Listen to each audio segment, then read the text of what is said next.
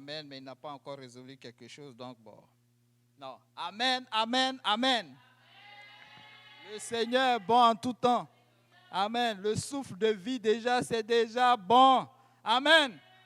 C'est déjà assez. Mais bon, on veut les autres choses. Amen. Alléluia. Aujourd'hui, n'est-ce pas, je rends vraiment gloire au Seigneur. N'est-ce pas, chaque fois que je suis approché et puis d'apporter la parole, vraiment, je vais rendre grâce au Seigneur et rendre grâce au Seigneur pour les hommes de Dieu qui nous permettent de parler dans leur chair. Comme d'habitude, je le dis, je vais le redire encore, je le dis, je prie quotidiennement le Seigneur. J'espère que vous priez avec moi le Seigneur pour eux. Amen. Et leur famille. C'est pas facile, surtout par ces temps qui passent. Ils sont attaqués. Amen. Alléluia. Et ça effraie beaucoup et certains ralentissent leur pas, mais nous ne devons pas les ralentir. Nous devons aller vers le Seigneur, là où le Seigneur nous amène. Amen.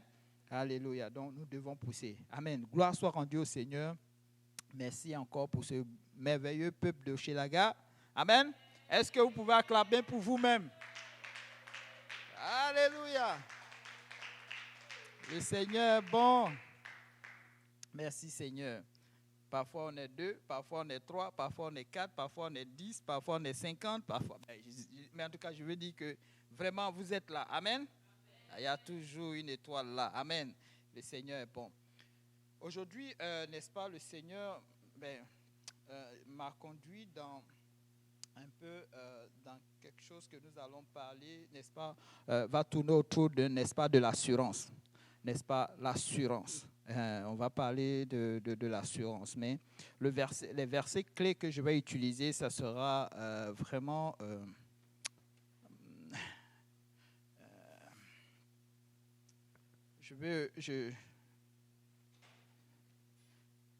le titre que j'ai trouvé, n'est-ce pas, j'ai bataillé avec ça, je ne sais plus, je tourne à gauche, je tourne à droite, mais c'est ici, une foi forte est une assurance des choses qu'on espère. Une foi forte est une assurance des choses qu'on espère. Amen. Maintenant, le problème, c'est la question, il y a une question qui vient avec. C'est, tu espères en quoi? Amen. C'est dans quoi tu as mis ton espérance. Amen. Amen. C'est dans quoi nous avons mis notre espérance. J'espère que chacun de nous qui sommes assis ici, notre espérance se trouve, n'est-ce pas, dans la Bible. Amen. Notre espérance se trouve, n'est-ce pas, dans ce que la Bible prêche. Amen. Alléluia. La Bible nous dit dans Luc chapitre 18, verset 8. Je vous le dis, il leur fera promptement justice. La partie qui m'intéresse. Mais quand le Fils de l'homme viendra, trouvera-t-il de la foi sur la terre? Une question. Waouh, c'est fort. Est-ce qu'il va trouver de la foi sur la terre? Il n'a même pas demandé beaucoup de choses. Il dit la foi. Or, dans un autre verset, dans un autre chapitre, il y a un autre verset, Hébreux chapitre 11, verset 1. Or, la foi est une ferme. Alléluia. Une ferme assurance des choses qu'on espère, une démonstration de celles qu'on ne voit pas. Amen. Et par la suite, il dira que les anciens ont eu un témoignage n'est-ce pas, en cela. Amen. En parlant des anciens, on peut faire un clin d'œil à Abraham. Il entend une voix, il se déplace avec tout un peuple, il va quelque part dans le désert. Pour la première fois, on voit un homme se déplacer sous la voix qu'il entend. Amen. Mais Dieu lui a imputé cela à justice. Amen. Aujourd'hui, beaucoup d'entre nous, nous réclamons de cette foi d'Abraham. Amen. Alléluia. La foi est la conviction dans l'information, n'est-ce pas, que nous avons de quelqu'un ou de quelque chose. La foi est la conviction dans une information que nous recevons, n'est-ce pas, de quelqu'un ou de quelque chose. Amen. C'est pourquoi certaines personnes vont vivre ou prendre des risques ou agir ou faire des choses différemment des autres. Parce que Leurs convictions les y engagent. Amen. La foi permet de prendre position ou de résister. Amen. Je sais pourquoi je dis ça. La foi permet de prendre position ou de résister. Ça, c'est la foi. Bon. L'assurance. Tantôt, on parlait de quoi? Oh, la foi est une ferme assurance des choses qu'on espère. Une ferme assurance. L'assurance se définit. Bon, ça, je ne croyais pas qu'il est trop, il est trop franc. Non, en fait, je l'ai pris dans la rousse. Amen. Et puis, avec un peu de. Vous voyez, on ajoute un peu, on saupoudre ça un peu de choses et puis ça donne quelque chose. Amen. Alléluia. L'assurance se définit comme suit. Affirmation, promesse formelle de quelque chose qui est vrai ou certain, sûr, n'est-ce pas? Recevoir l'assurance, c'est ça. Recevoir l'assurance qu'un délai sera respecté. En fait, c'est une preuve, n'est-ce pas? C'est qui soutient ma croyance, le témoignage, les choses sur lesquelles mes convictions sont basées. Amen.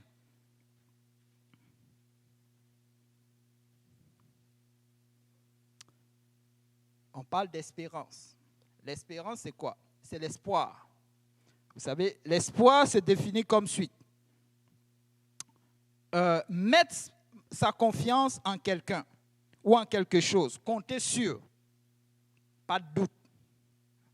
En fait, c'est la force, c'est la sécurité, c'est la garantie, le but à atteindre à court, à moyen ou à long terme.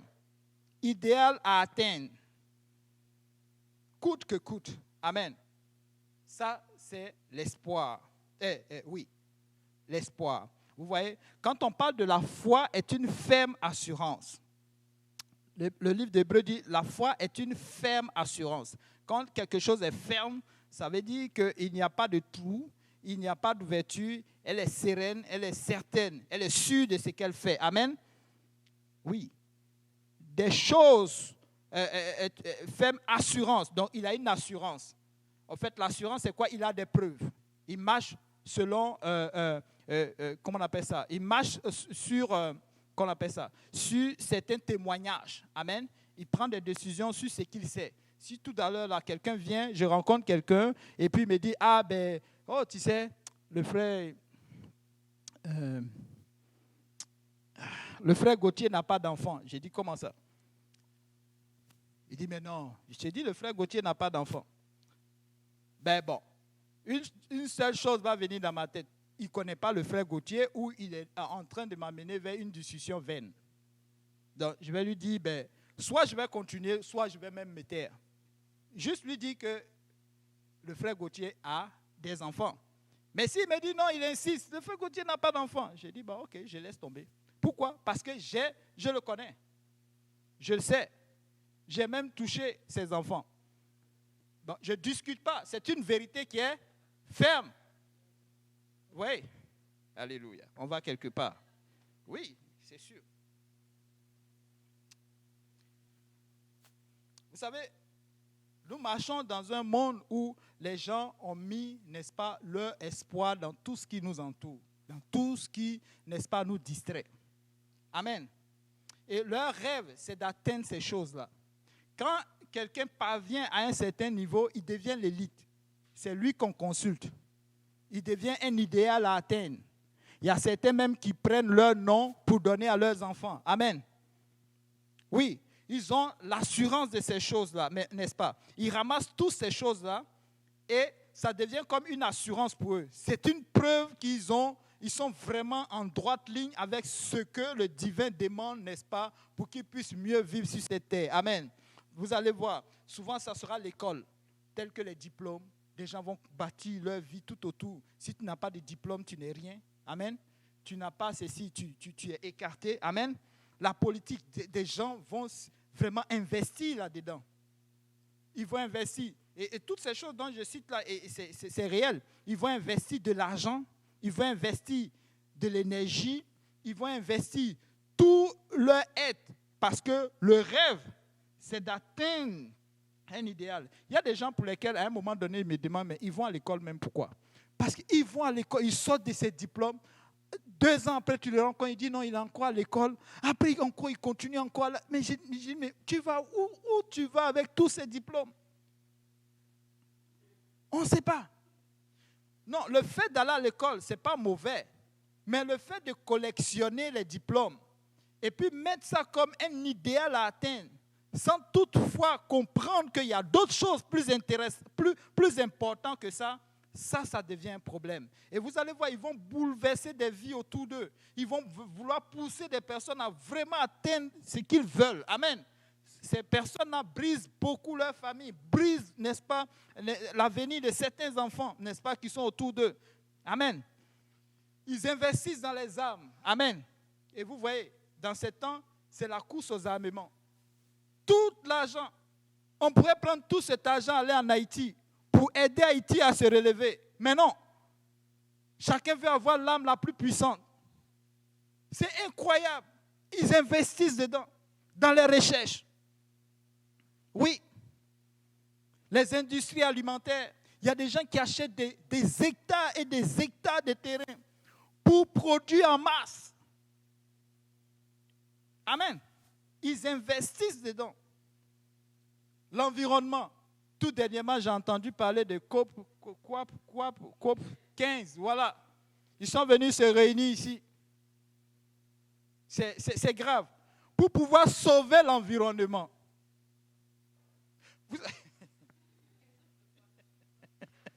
Pour sauver l'environnement, ils se réunissent des dizaines. Mais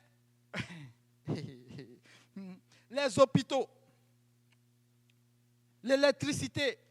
Je croisais quelqu'un qui dit, lui, il croit en l'électricité. Il m'a défini qu'il croit en l'électricité. Au fait, c'est une façon de me dire que s'il ne voit pas, il ne croit pas. Aussi clair que ça. Bon. Le sport, les arts, les puits de pétrole, le marché boursier, Wall Street, les fonds marins. Ah, je ne sais pas, mais dans ces derniers temps, c'est beaucoup accru. Hein? Les recherches dans la mer pour trouver les trésors perdus, les anciens bateaux, des pirates, des trésors cachés quelque part. Les gens veulent coûte que coûte trouver des trésors quelque part. Amen. Et ils investissent beaucoup d'argent. Ils ont accumulé beaucoup d'argent de leur vie. À un moment donné, ils s'ennuient et ils cherchent quelque chose. Tout dernièrement, j'ai entendu qu'il y avait un gars, Jeff Bezos, oui, il était allé sur la Lune. Et là, il est en train de financer des petits recherches de longévité de vie. C'est incroyable. Ils financent pour pouvoir rester sur la terre. Voici à quoi ils sont maintenant arrivés. Certains vont chercher maintenant à voir s'il y a une planète sur laquelle l'homme peut vivre. Et ils financent. Et les scientifiques sont là pour bien les mentir. Une fois qu'ils se disent qu'ils ont vu quelque chose, c'est fini. Ils commencent à investir. Et après, on vient leur dire, oh, finalement, c'était une étoile qui a brillé. C'est incroyable. La technologie. Et ils fouillent le ciel, ils cherchent. Avant-hier, c'était quoi? Les Américains avec les Chinois qui ont lancé 2 trucs qui sont allés sur Mars. Cette affaire-là, je ne sais même pas si c'est vraiment vrai. Parce qu'ils sont les seuls là-bas. Oui, bon. Et je vous dis, hein, ces choses-là, c'est des dizaines et des dizaines de milliers de dollars. Je ne prends pas en francs CFA parce que je sais que c'est trop faible. Mais je prends en dollars. Amen. Tout ça, pourquoi? Pour voir s'il y a une vie quelconque sur cette planète-là. Parce que ici, c'est devenu trop petit pour eux. On ne sait jamais. Chacun a quelque chose. La fois dernière, c'est un pays qui allait tester une bombe que personne n'a déjà fait, quelque part en Antarctique là-bas. Ça fait trembler même jusqu'aux États-Unis. Les gens ont peur. Ah, il faut faire plus que lui. Et c'est la course aux armements. Il le faut. Et les gens investissent dedans. Ils investissent. Vous savez, souvent on marche avec des gens, mais qui, leur confiance se trouve dans leur éducation. Ils ont reçu beaucoup d'éducation, ils ont reçu beaucoup dans la vie, ils savent tout anticiper, ils savent, n'est-ce pas, tout prévoir. Donc où ils sont là, ils sont vraiment dans un idéal, vous savez. Ils sont dans un idéal et c'est fou. C'est fou que les gens investissent des milliards dedans, dans ces recherches. Il y a des choses qui sont légitimes. Amen. Par exemple, tout dernièrement, il y a eu le coronavirus. Alléluia. Bon. Gloire à Dieu. Très vite, ils ont trouvé un vaccin. Au lieu de trouver le remède, ils ont trouvé le vaccin d'abord. C'est incroyable. D'habitude, on trouve le sérum et puis après le vaccin arrive, mais là, on trouve le vaccin. Ouais, le vaccin. Et tout le monde doit se faire vacciner. Ou on te coupe ton salaire, ou tu n'as pas droit à ceci, ou tu n'as pas droit à cela. Amen. Et nous allons, et tout le monde est comme branché. Et c'était bizarre à cette époque-là où tout le monde a été confiné en même temps. Nous sommes arrivés à un niveau là où c'est vraiment... Et c'est bon. Et c'est bon. Certaines choses sont bonnes, mais d'autres, ça n'a vraiment aucun sens. Ça, c'est l'espoir des gens. L'espoir de certaines personnes. Ils s'asseyent là et toute leur réflexion tourne autour de ça. Dès que le monde est un peu en paix, non, il faut trouver quelque chose. Toute leur vie se tourne autour de ça. Mais ce qu'ils ne savent pas, c'est que chaque décision qu'ils prennent a un impact dans la vie des gens.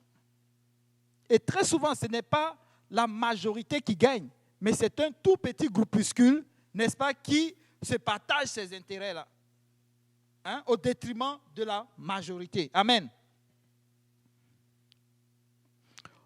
Aujourd'hui, c'est avec peine de dire cela, mais c'est avec peine que les églises sont abandonnées. Oui. La fois dernière, on a reçu un Québécois, on était au restaurant, et il disait que quand lui il va à une église catholique, pourquoi il n'aime plus aller? Parce que c'est froid, il n'y a personne. Et quand il est arrivé chez nous, waouh, il a senti quelque chose. C'était incroyable. C'est comme si, et c'est vrai, ce qu'il dit là, moi j'ai ressenti ça le premier jour, je suis rentré à l'église à Saint-Laurent. J'ai dit, mais tout Montréal est aussi calme, mais un petit coin de Montréal comme ça bouge aussi. Un moment, je me suis cru en Afrique. Pas parce qu'il y avait beaucoup de Noirs, mais l'atmosphère, l'esprit qui dégageait, montrait qu'il y avait quelque chose d'important là qui s'est passé. Amen. L'adoration, c'était incroyable. Mais quand tu sors dehors, tu vois la tristesse, tu rentres vite. Je veux que ça encore continue. Amen. Et c'est important. Les églises sont abandonnées aujourd'hui au profit des intérêts individuels et égoïstes. Construire des condos, on ne veut plus les entretenir. Il fut un temps où c'était des prestiges. Si tu marches dans Montréal, chaque coin de rue, il y a une église. Amen. Il y a une église pour rappeler encore qu'il y avait la foi à un moment donné. Amen. Mais de plus en plus, le cœur de l'homme commence à se refroidir. Vous savez, en tant que chrétiens, pourquoi aujourd'hui nous courons les rues pour rappeler aux gens la parole de Dieu? C'est parce que à un moment donné, ce n'était pas comme ça, à un temps. Non. Mais de plus en plus que certaines personnes arrivent et trouvent cela, mais à force de se frotter à ce monde, ça devient comme quelque chose qui est commun. Ils trouvent ça comme normal. Ils trouvent ça comme c'est bon. C'est peut-être que Dieu qui veut ça comme ça. C'est peut-être que le sort, c'est peut-être que un jour les choses vont changer. Mais vous savez quoi? Non, un jour les choses ne vont pas changer. Nous, le monde a choisi une direction. Mais en fait, ce n'est pas lui-même qui choisit, mais il marche dans une prophétie. Amen. Il marche dans une prophétie. Ce monde-là vit dans une illusion. Amen. Qui, un jour, cette illusion, vous voyez, quand tu marches dans le désert, et qu'à un moment donné, tu as soif ou bien tu as un certain niveau qu'on appelle ça, du temps que tu as passé, tu peux regarder au loin et puis tu vois comme quelque chose qui bouge. Tu penses que c'est de l'eau. Tu penses qu'il y a comme une mare qui est de l'autre côté. Mais bizarrement, au fur et à mesure que tu te rapproches, tu ne vois rien. Au fait, ça se transforme toujours en désert. C'est toujours sec. C'est même le même soleil. Et parfois, tu commences à voir peut-être un homme, tu commences à voir peut-être un animal, ou bien tu commences à voir comme si... Au fait, c'est ton imagination. C'est l'illusion. Tu commences à tomber dans les pommes, en fait. Ça commence à devenir chaud. Amen. Et c'est ça l'illusion. Ils font croire que les choses vont aller mieux. Prenez le vaccin, ça va aller mieux. C'est bizarre. Je vous dis, c'est bizarre. Tu restes 4 jours chez toi, tu guéris, et puis on te dit, prends le vaccin pour te protéger contre ça. Mais ça va aller mieux.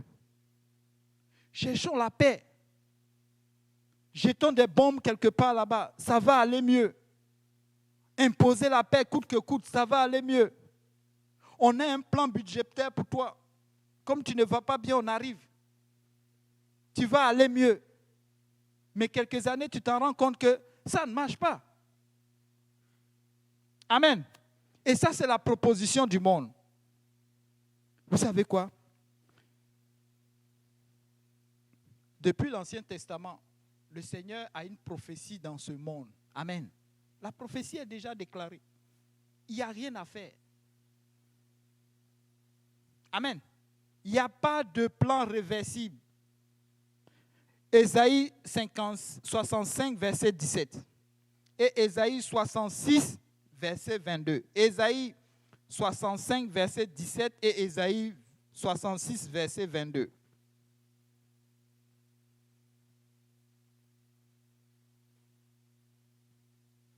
Si quelqu'un là, il peut le lire pour moi. Oui, prends le micro pour qu'on puisse... oui, merci beaucoup. Ésaïe 65, verset 17. Car je vais créer de nouveaux cieux et une nouvelle terre. On ne se rappellera plus les choses passées. Elles ne reviendront plus à l'esprit. Oh! Ce n'est pas le Nouveau Testament, hein? Ça c'est l'Ancien Testament. Prends Ésaïe 66, verset 22. Ésaïe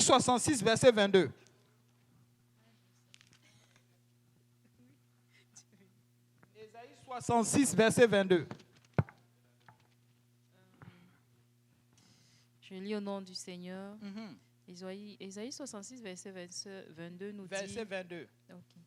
Car comme les nouveaux cieux et la nouvelle terre que je vais créer subsisteront devant moi, dit l'Éternel, ainsi subsisteront votre postérité et votre nom. Peuple de Dieu, je vous ai dit qu'il y a une prophétie qui court sur ce monde. Première des choses, on a lu tantôt, Ésaïe 65, verset 17. Car je vais créer de nouveaux cieux. Amen. Donc, ça veut dire que ça va disparaître. Pour qu'il y ait de nouveau, il faut que l'ancien disparaisse. Amen.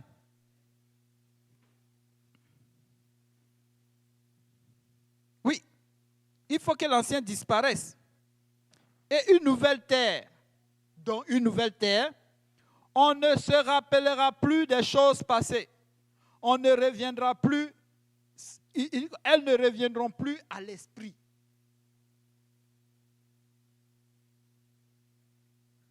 Est-ce qu'on voit un peu? En quoi est-ce que tu mets ton espoir? Vivre mieux sur cette terre? Attends. Quelqu'un a le micro? 2 Pierre, chapitre 3, verset 17. Aujourd'hui, je ne vais pas être long. Donc, 2 Pierre, chapitre 3, verset 3 à 7. 2 Pierre, chapitre 3, verset 7 plutôt. 2 Pierre, chapitre 3, verset 7.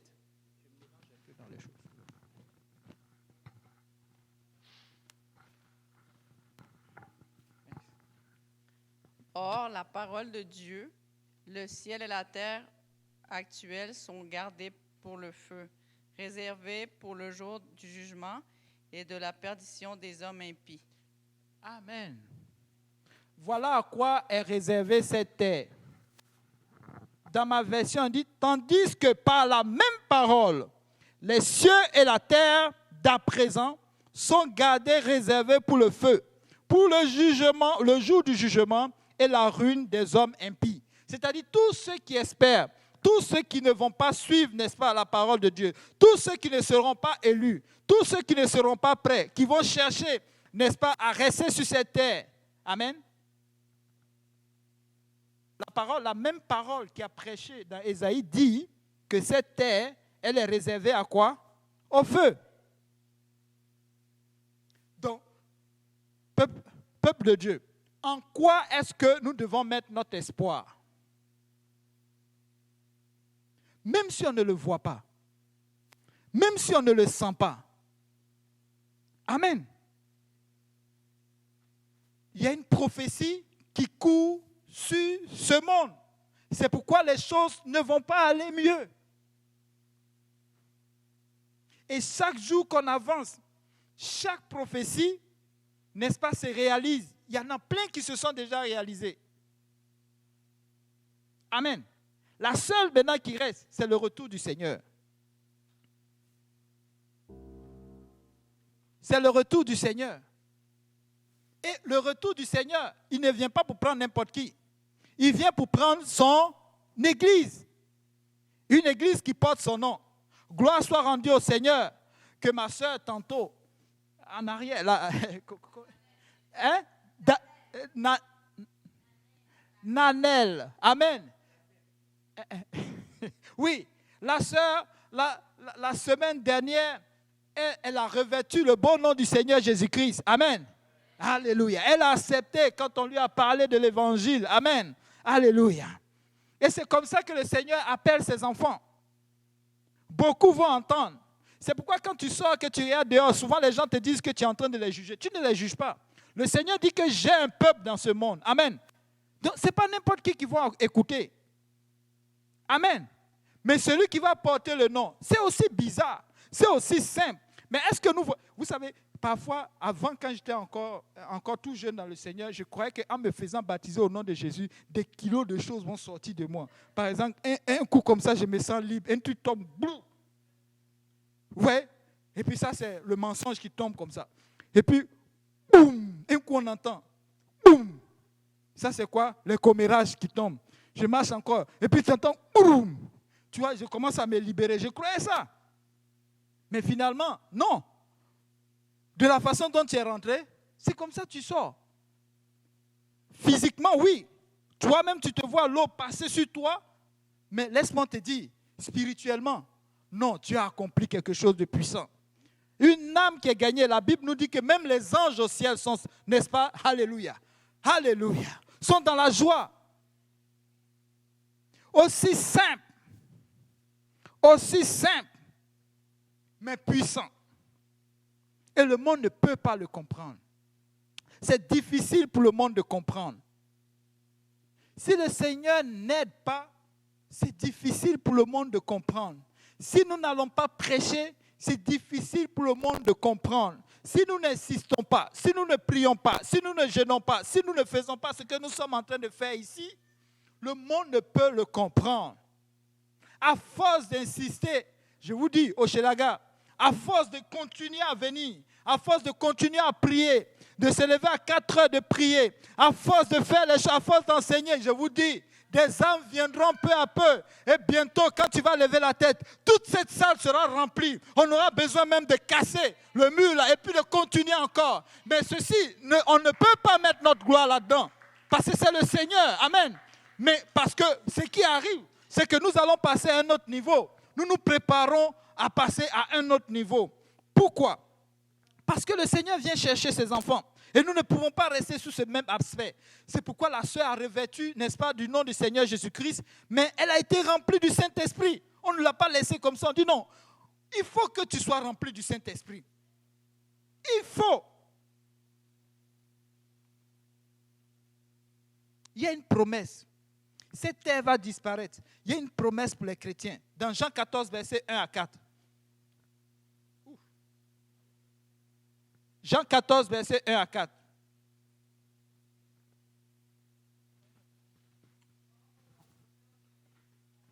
Prends le micro. Le Seigneur dit que ton cœur ne se trouble pas.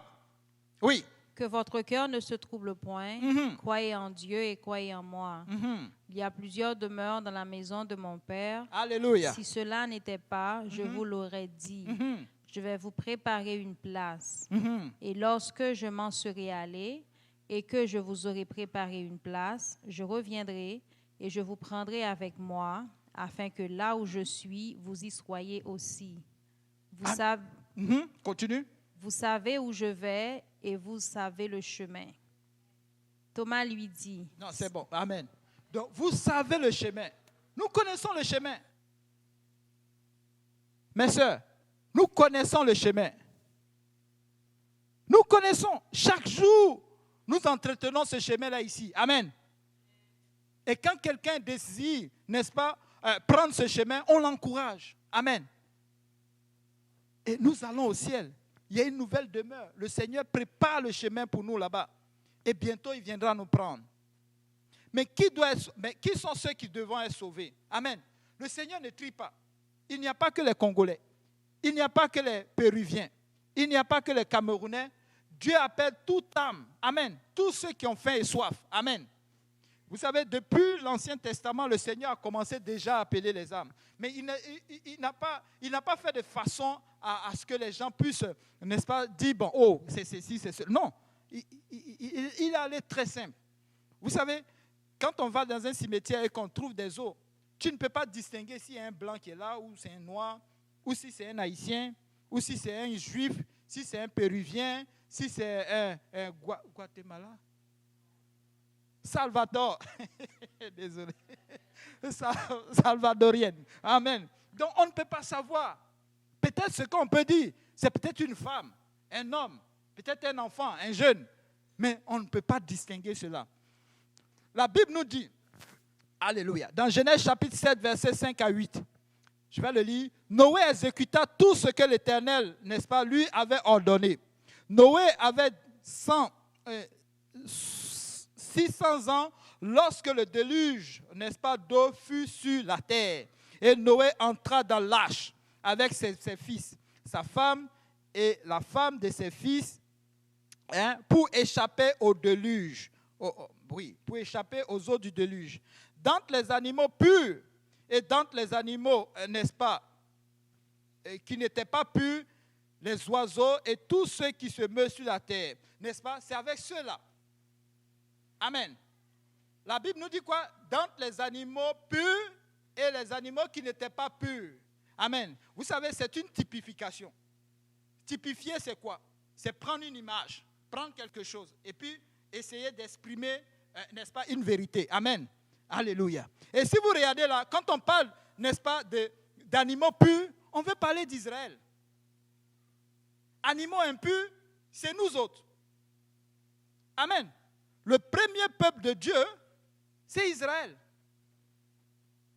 Ils étaient considérés comme purs. C'est pourquoi n'importe qui ne pouvait pas faire les cérémonies, n'est-ce pas, sans avoir passé par un processus. Ils étaient un peuple à part. Mais regardez, la beauté de l'affaire. En principe, si c'est impur, on le jette dehors. Nous, on le distingue déjà. Il est impur, on le touche. Il est impur, on ne touche. On ne touche pas. La conversation de Jésus-Christ avec la femme au puits démontrait cela. Jésus-Christ parle avec la femme. La femme dit, mais comment toi tu es juif, tu me parles? En principe, les juifs n'ont rien à voir avec les Samaritains. Et ce n'est pas seulement les Samaritains, c'est les autres. Amen. Mais là, si vous regardez, là, c'est aussi l'Église. Mais Dieu appelle non seulement les purs et les impurs. Aujourd'hui, l'Église, peuple de Dieu, nous aussi, nous sommes appelés. C'est pourquoi quand le Seigneur arrive avec à Pierre a ce songe dans Actes chapitre 10. Alléluia. Est-ce qu'on peut le lire? Actes chapitre 10, verset 9 à 16. Nous allons à la fin. Il ne reste pas beaucoup de versets. Actes chapitre 10, verset 9 à 16. Actes 10, verset 9 à 16. C'est un peu long. Bien. Actes 10, verset 9 à 16. Le lendemain, comme ils étaient en route et qu'ils approchaient de la ville, Pierre monta sur le toit vers la 6e heure pour prier. Il eut faim et il voulut manger. Pendant qu'on lui préparait à manger, il tomba en extase. Il vit le ciel ouvert et un objet semblable à une grande nappe attachée par les 4 coins qui descendait et s'abassait vers la terre. Et où se trouvaient tous les quadrupèdes et les reptiles de la terre et les oiseaux du ciel. Et une voix lui dit, « Lève-toi, Pierre, tue et mange. » Mais Pierre dit, « Non, Seigneur, car je n'ai jamais rien mangé de souillé ni d'impur. » Et pour la seconde fois, la voix se fit entendre à lui. « Ce que Dieu a déclaré pur, ne le regarde pas comme souillé. » Amen. C'est bon, maman. Le Seigneur était en train d'ouvrir la voie. On va rendre ça simple. Le Seigneur était en train d'ouvrir le salut, n'est-ce pas, à tout le monde. Il dit à Pierre, ce que tu as vu, le fait que quelque chose soit impur, c'est moi qui le décide. Amen.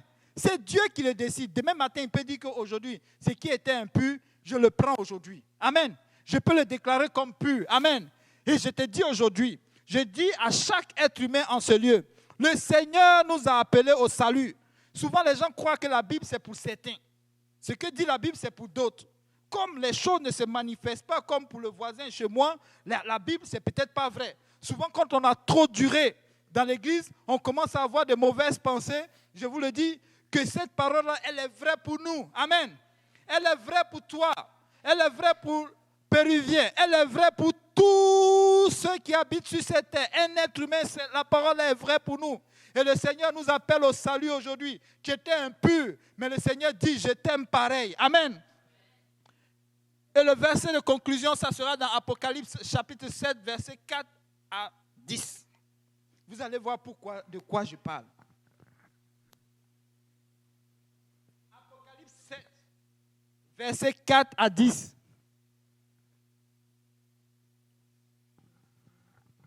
Je lis au nom de Jésus. Et j'entendis le nombre de ceux qui avaient été marqués du sceau. On commence par les purs. 144 000 de toutes les tribus des fils d'Israël. De la tribu de Juda, 12 000 marqués du sceau. De la tribu de Ruben, 12 000. De la tribu de Gad, 12 000. De la tribu d'Azer, 12 000. De la tribu de Nephtali, 12 000. De la tribu de Manassé, 12 000. De la tribu de Siméon, 12 000. De la tribu de Lévi, 12 000. De la tribu d'Issachar, 12 000. De la tribu de Zabulon, 12 000. De la tribu de Joseph, 12 000. De la tribu de Benjamin, 12 000, marqués du sceau. Après cela, je regardais et voici, il y avait une grande foule, que personne ne pouvait compter, de toute nation, de toute tribu, de tout peuple, autant pour moi, et de toute langue. Ils se tenaient devant le trône et devant l'agneau, revêtus de robes blanches et des palmes dans leurs mains. Alléluia. Alléluia. Alléluia. Après cela, je vis, n'est-ce pas, autour du trône, il y avait une grande foule que personne ne pouvait compter, de toute nation. Amen. Pour les purs, on les compte. Mais pour les impurs, on ne compte plus. Amen. Donc, nous ne sommes pas en train de perdre notre temps ici. Hey, alléluia. Je ne suis pas en train de perdre mon temps ici. Quelle que soit ma langue, le baoulé caché quelque part, que personne ne veut valoriser. Mais Dieu la voit. Alléluia. Eh non, alléluia. Je peux même chanter en baoulé, le Seigneur entend, il comprend. Mon frère, ma soeur, le Seigneur est bon. Amen. Nous ne sommes pas en train de perdre notre temps. Ne te laisse pas décourager. Tu peux avoir confiance en cette parole. Rien que ce verset, ça en vaut 20, 30, 40.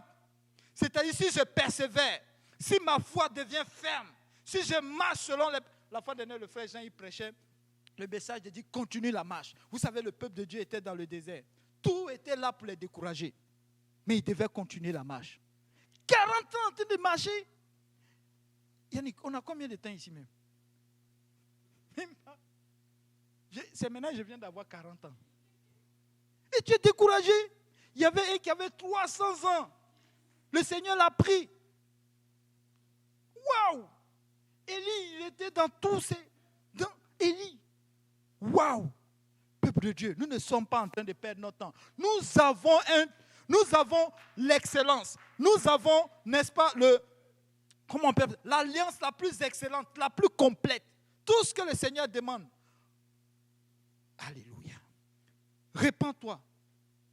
Se repentir, c'est quoi? C'est se détourner de tes péchés. Et se détourner de ses péchés, c'est aussi simple. J'ai une nature pécheresse. Avant même que je ne comprenne, je commence déjà à pécher. C'est déjà dans ma chair. Vous voyez les tout petits là? Bientôt, ils vont commencer à faire des choses, même c'est incroyable. Tu crois que c'est toi qui leur as montré. Non, ça se fait tout seul. Le Seigneur dit, répands-toi. Sois baptisé au nom de Jésus-Christ.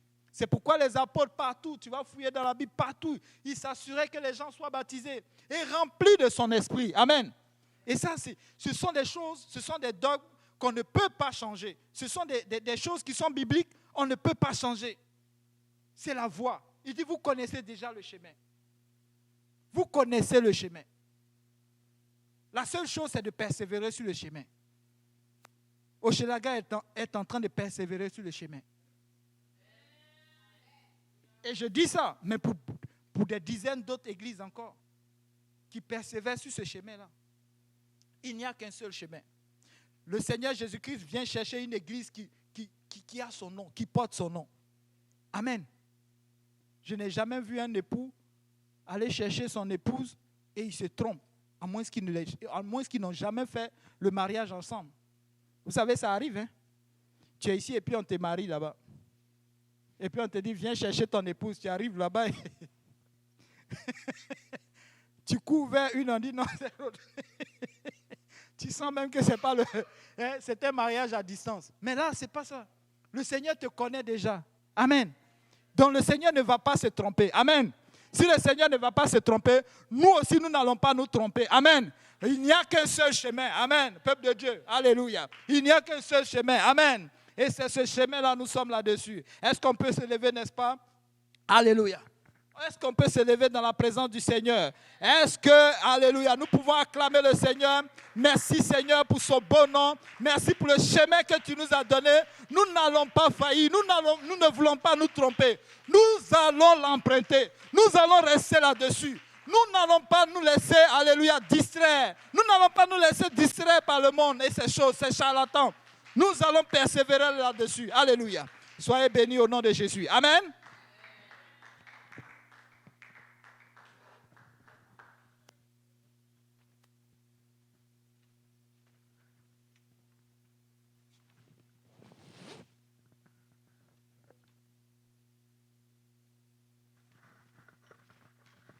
Alléluia. Regarde ton voisin, tu dis continue d'avancer.